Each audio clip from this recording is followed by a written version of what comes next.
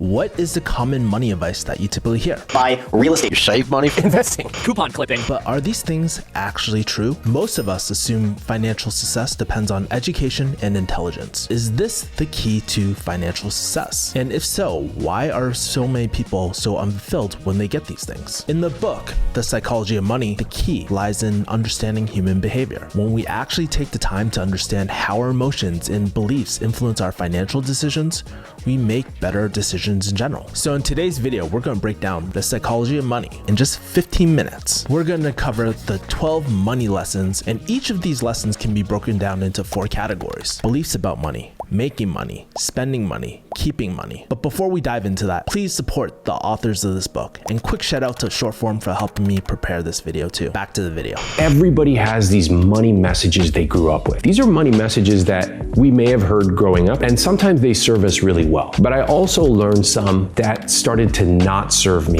This is a picture of Warren Buffett, and this is a person on Skid Row. Looking at these begs the question, why do some people fail to achieve success while others do? Is it that some people are fed with a silver spoon, or is it the lack of financial education? The reality is that money is an inescapable part of modern day life. So why do so few people master it? This is my family.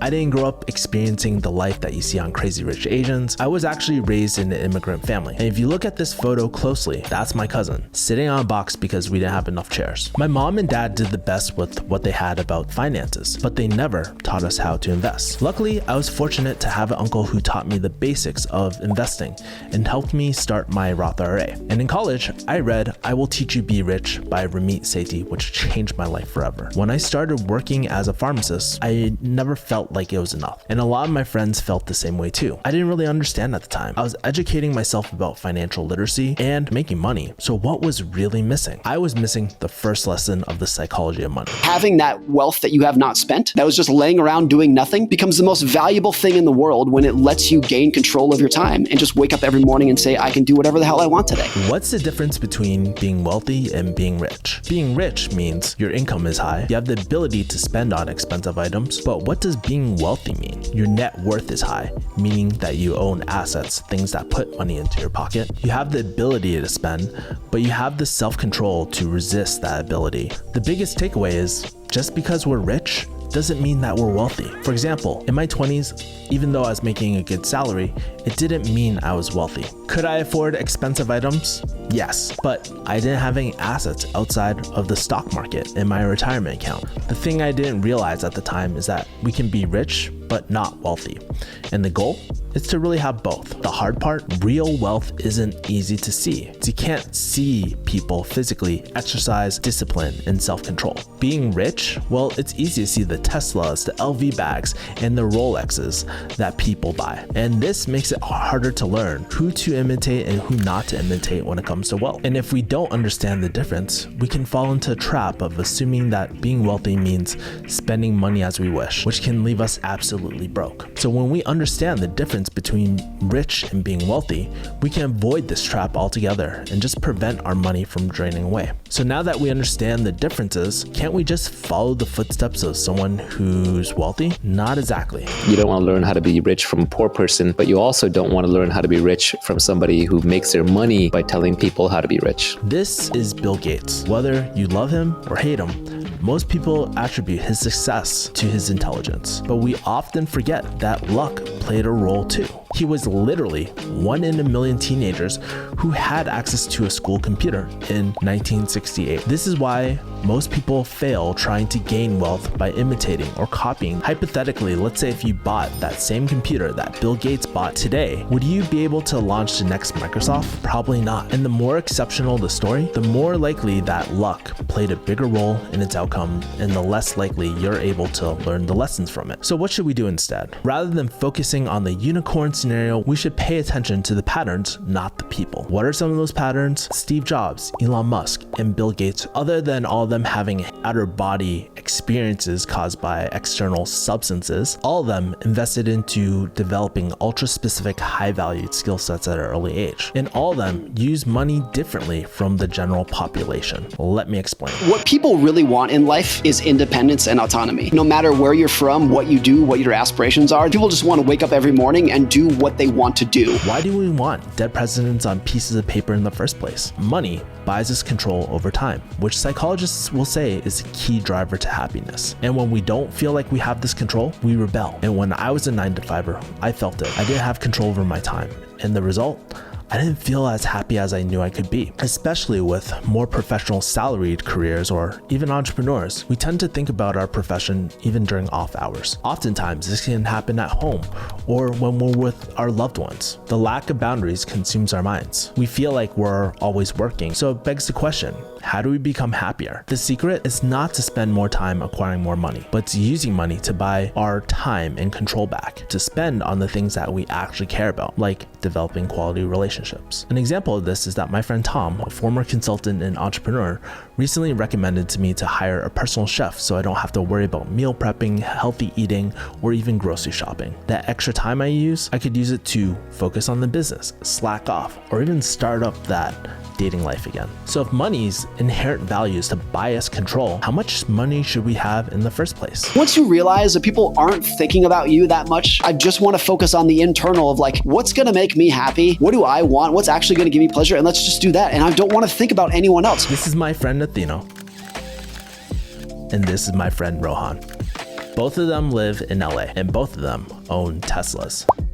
For me, I'm totally cool driving my 2013 Ford Fusion Hybrid, but when I invest $800.80 on Christo's future programs, they feel like I'm crazy. Everyone's enough number is different and changes over time. The one thing that we do know is wanting more than necessary can drive you to lose all your money. We also grow envious of others, which hurts our personal relationships. Some people, no matter how much money they make, they still want more. But when we learn to be happy with enough money, whatever that amount is, we don't take unnecessary risks with our money. So it's crucial that once we reach the lifestyle that we want, that we decide to be happy about that lifestyle. So now that we have a better idea of the things that actually matter to us, how do we go about creating that financial plan to sustain that lifestyle? Compounding is just like, it starts slow and then it's boring. And for 10 years, it's boring. For 20 years, it starts to get pretty cool. And then 30 years, you're like, wow. And then 40, 50 years, it's like, holy, it just explodes into something incredible. This is Warren Buffett again. And this is James Simons, the American mathematician and billionaire hedge fund manager. Historically, James Simons' annual returns are 3x of Warren Buffett's, but Warren Buffett is 75% wealthier than James Simons. The thing that Warren Buffett has over James Simons is that his returns have been compounding for 40 years longer than Simons. The number one strategy that will make us the most money is the longer that we invest, the more money that we can make because returns compound. And the key for compound interest isn't investing into the next cryptocurrency, MLM of a lifetime from your high school friend, or trying to get a first edition Charizard Pokemon card. The key is to find investments that return solid, consistent results over time. But while unlocking the power of compounding is one part of the equation, it's not the only thing that matters. How many people are just on the razor's edge of insolvency? And it does not take them much, 1 or 2 weeks of unemployment to be in a really bad financial spot. The knee-jerk reaction is, why would I just keep my money in the bank or even invest it? Like, the purpose of money is to go out and buy more stuff to enjoy my life. I get that. I understand it. But it's usually once every 5 or 10 years that people realize how important independence and autonomy is. This is my grandmother. She immigrated here to America from China during the World War II invasion by the Japanese. My grandfather enlisted in the US Army to fight the Axis forces in Italy. Shortly after coming back from the war, my grandfather passed away. It left my grandma with 5 kids on a single income. To make things work out, my grandmother reused everything and maximized every dollar that she had. Hell, I remember her using jam jars as drinking glasses before the hipsters made it cool. Little did she know that she was practicing the second essential element of a successful financial strategy: prioritize saving. Here is why it works. Number 1, saving is essential to wealth. By definition, we can't build wealth if we're spending it all. So unless we learn how to save money, we can't build wealth. Number 2, saving is the most reliable way to build wealth. Things like investing or increasing our income have a level of uncertainty, but saving, it's 100% completely in our control. Number 3, saving is an easy way to actually build wealth. How easy is it to increase our income or investment returns overnight? It's easier to save money than it is to make more money. Now that we know that money is important, how to actually save money? Stop caring about other people's opinions. Overspending happens if we care too much about others' opinions of us. By learning to be humble and ignore other people's opinions, we naturally want less, we'll spend less, and save more. But there's another reason why saving is so important. Even from day one, the burden that is on you for making the right decisions, and if things go wrong, realizing the spotlight's going to be on you, and you deserve that. This is Seth Godin. He's a legendary marketing thought leader, and he once said, whoever fails the most wins. If you fail too big, you don't get to play anymore. We saw this with the crypto winter 2018, the Terra Luna crash of 2022, and the house market crash of 2008. People simply over-leveraged. The problem is that we tend to be too optimistic with our finances. As a result, we can risk too much of our wealth at a time. This is where planning comes into play. How can we plan for things going wrong exactly? There's two methods. Never put your entire fortune at risk. 2, don't create strategies that hinge on a single factor. 2/3 of Americans are living paycheck to paycheck. If they lose their job for any reason, it wrecks their financial plan. Find a space where you get to play for a while, long enough that you can get good at it by failing, and make it so that your failures serve a purpose. Risk only a small portion at a time. Keep enough invested in safe investments so that you can cover any losses incurred by riskier investments. Even if things don't go our way, how do you make sure it's a strategy that you'll actually stick to? If you were to ask me if the stock market fell 20% and stayed there for 3 years, I personally would say that's not a risk at all. My goals lie 50 years in the future. So what's going to happen in the next 3 years? I could honestly care less. That would not be my answer if I was a 90-year-old retired widow on a fixed income. The mistake that we can make is expecting that our situation will never change. The hard part is that since we can't predict how our situation will change, we don't invest our money. So how do we protect ourselves from this? Don't make extreme financial plans. Extreme measures are like crash dieting. Sometimes they lead to regret and are unsustainable in the long term. And even if we decide to change our plans later, we won't be able to take full advantage of compound returns due to financial disruptions. While expecting things to change and avoiding extreme financial plans is one part of the equation, there's a second part of the equation that we're missing. How do you become a great investor? Most people, when they hear that, what they think of is like, how can I earn the highest returns? To me, if the goal is to maximize the dollars that you have, then the answer to that question is not earning the highest returns. It's what are the best returns that you can earn for the longest period of time. This is 25-year-old Kevin. I used to live and die by the spreadsheet and built a strategy that solely focuses on maximizing my earnings. All in or nah? I invested almost 30% of my money into the stock market. I lived in a house full of creators and only paid $600 of rent per month. And I was literally sleeping on a Japanese futon, which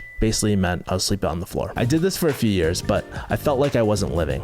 And instead of exploring the world, I was just reinvesting my vacation hours into my 401k and Roth IRA. That's when it hit me. I wasn't happy. Sometimes we mistakenly think that we want a logical strategy. In theory, it will make us the most money. But what we really want, a strategy that prioritizes our peace of mind, and ironically, as a side effect, it maximizes our earnings in the long run because we're less likely to touch it. It's counterintuitive. So the best long-term financial strategy is to pick a strategy and just commit to it long-term. How do we do this? How do we endure the bad times? The huge majority of the pain that people go through is just the fee for earning superior returns over time. And if you're not willing to pay that, then you're probably not going to get the reward on the other side. In a bank account, we pretty much can expect a 1% return. With S&P 500 funds, you can expect a 8 to 12% return. And with crypto, you can be the next Bitcoin millionaire or proud owner of the next coin. Investing inherently includes uncertainty. The longer you let your investments compound, the more money you can potentially gain. But the more uncertainty we introduce of not knowing exactly what will happen to our money. This is the reason why some people time the market so that they can limit the uncertainty that they experience. Since timing the market is impossible, they end up losing money. If uncertainty is inevitable, what do you do when you eventually encounter failure? Even among the top names, the best investors over time, the majority of the picks that they make do not do very well. The reason that they're so successful is because 1 or 2 or maybe 5 investments they've made are ultra home runs. I think it just kind of changes how people view success though. This is Nintendo. We know and love them for their video games. At least I did. But did you know that they actually used to be a card game company? Then came Super Mario Brothers. This was the turning point where it did so well that it made up for the losses from the other failed products in the US. Nearly every successful financial venture that you'll hear about owes its success to luck.